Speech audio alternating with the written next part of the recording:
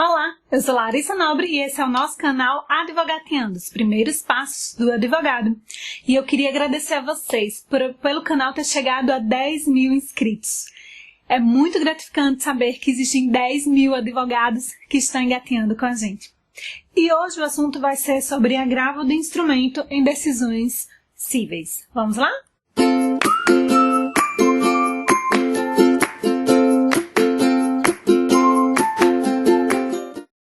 Eu acredito que todos os advogados saibam que o agravo do instrumento é o recurso que é usado para uma decisão interlocutória, certo? As decisões interlocutórias são aquelas que não decidem o processo. São aquelas que concedem ou não liminares, são aquelas que concedem ou não benefícios da justiça gratuita, são aquelas decisões tomadas durante o processo, mas que não necessariamente interferem na decisão final, na sentença, certo? Então, agravos de instrumento são recursos para se modificar esse tipo de decisão. É muito comum o agravo de instrumento para liminares deferidas, é muito comum o agravo de instrumento, é muito comum também que seja atacado a concessão da justiça gratuita ou não através de agravo de instrumento, certo? E aí, todo mundo me pergunta se o agravo de instrumento ele é físico ou se ele é físico ou se ele é virtual, se é através do PJE. Aqui no nosso estado, o agravo de instrumento já é PJE, porque todos os nossos processos de 2015 para cá, na área civil, são PJE. Então, o agravo de instrumento é PJE. Mas digamos que exista algum processo que seja físico, né, e que teve uma decisão recente, que o colega queira atacar essa decisão recente. Bom, também é PJE porque o agravo de instrumento é um processo à parte. O agravo de instrumento não é uma apelação, que aí sim seria nos próprios autos. O agravo de instrumento é um processo à parte ao processo principal. Então, é PJE também, mesmo que o processo seja físico, pelo menos aqui no estado, certo? E o agravo de instrumento, ele é protocolado no TJ, em segundo grau. O agravo de instrumento, ele não é protocolado dentro do processo. Ele não é para que o juiz original, né, para que o juiz de primeiro grau possa decidir ou não. Quem decide a respeito do agravo de instrumento são os desembargadores. E aí muitas pessoas me perguntam, Lari, qual a diferença entre agravo de instrumento e um pedido de reconsideração feito ao juiz? Bom, o pedido de reconsideração pode dar certo? Pode. É possível que um juiz reconsidere analisando novos documentos ou reconsidere analisando novos fatos. É possível sim. Mas a reconsideração, juridicamente falando, ela não tem o peso e nem tem legislação que fale a respeito do pedido de reconsideração. Então, às vezes, é mais fácil convencer o segundo grau, né, aos desembargadores, que é quem vão olhar o processo pela primeira vez, do que convencer quem já está convencido e quem já deu uma decisão contrária. E eu, particularmente, faço o pedido de reconsideração, aguardo a decisão da reconsideração, mas se for o meu último dia de prazo, eu agravo e deixo as duas coisas. Faço pedido de reconsideração e vou despachar, e faço o agravo, deixo o agravo prontinho para que não tenha problemas. Se for reconsiderado, obviamente, não preciso entrar com agravo. Se não for reconsiderado, obviamente, eu quero atacar aquela decisão, eu entro com o agravo de instrumento. Bom, o agravo de instrumento, ele tem algumas coisas que são obrigatórias, certo? Algumas peças que devem ser juntadas obrigatoriamente ao seu agravo de instrumento. Uma delas é a procuração da outra parte.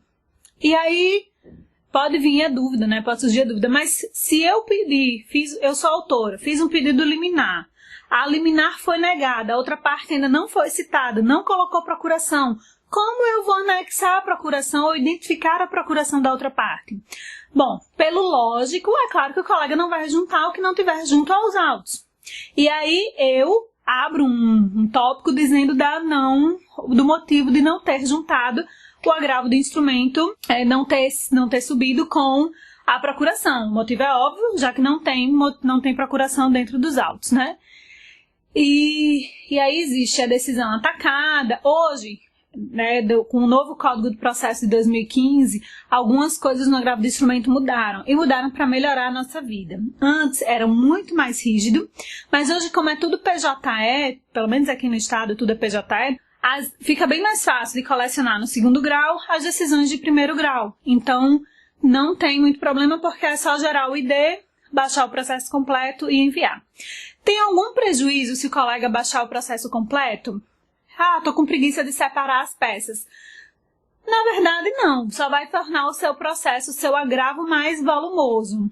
E aí, vai te dar mais trabalho futuramente para poder apontar e achar as peças, mas não há nenhum problema que seja a cópia integral do processo.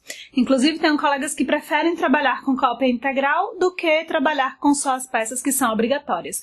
E se tiver alguma dúvida, dá uma olhada lá no código a respeito do agravo do instrumento, quais são as peças obrigatórias. Bom, o agravo do instrumento, ele vai ser conhecido, e se conhecido, vai dar segmento, né? E ele vai ser votado. O agravo do instrumento, depois de protocolado, deve ser avisado ao juiz de primeiro grau. Então, nós temos duas coisas que são pré-requisitos no agravo. O primeiro é a certidão de publicação, e aí, essa certidão aqui, a gente pede na própria vara, a vara expede uma certidão para que a gente possa contar os prazos. O juiz assina essa certidão, ou o diretor assina essa certidão, a gente protocola essa certidão junto com a publicação para informar aos desembargadores ou ao desembargador que aquela decisão está sendo agravada dentro do prazo. E mais importante ainda, é que quando for protocolado o agravo necessariamente precisa ser informado que foi protocolado no processo original. Certo? Porque o agravo ele pode ter o efeito suspensivo, ou seja, a decisão do juiz não deve ser cumprida de imediato, vai suspender a decisão do juiz até que o juiz, até que tenha uma outra ordem, certo? Então o agravo ele pode ter o efeito suspensivo e por poder ter o efeito suspensivo, para que não corra prazo, é obrigatório que se peticione ao juiz de primeiro grau. É bem simples. Pegou a certidão de publicação dizendo que vai agravar, agravou, informa ao juiz que foi agravado, certo? É uma peça simples, com um parágrafo só, a qualificação da parte, mais a informação, a manifestação, e espera que o agravo seja julgado. Se o agravo for julgado procedente para o colega, parabéns, derrubou a decisão do juiz, né, que tinha feito deferido ou indeferido alguma coisa que o colega tinha pedido. Se o agravo foi negado, aí a decisão do juiz do juiz de primeiro grau continua valendo, e aí o colega vai ter que apelar numa sentença, ou enfim, não vai poder agravar, né, a decisão duas vezes. O que pode é fazer do agravo um embargo se for necessário, ou algo que o regimento permita, certo? Bom, eu espero ter ajudado vocês. Não esquecem das dicas do agravo. Vê lá quais são as peças necessárias dentro do nosso Código de Processo Civil para que a gente agrave uma decisão. As pessoas têm dúvida se cabe ou não o agravo dentro do juizado especial, e esse vai ser o nosso próximo vídeo. E não esquece, se gostou do canal e não é inscrito, se inscreve e assina as notificações, né, para facilitar que o colega vai receber todos os dias os vídeos que saírem. Deixa, por favor, o curtir, que é muito importante pra gente, faz muita diferença quando a gente vê que um vídeo foi mais aprovado do que o outro. E compartilha com os colegas. E se quiser entrar no grupo Advogateando, tem um link aqui embaixo, é só clicar nele, deixar nome e OAB. Até a próxima!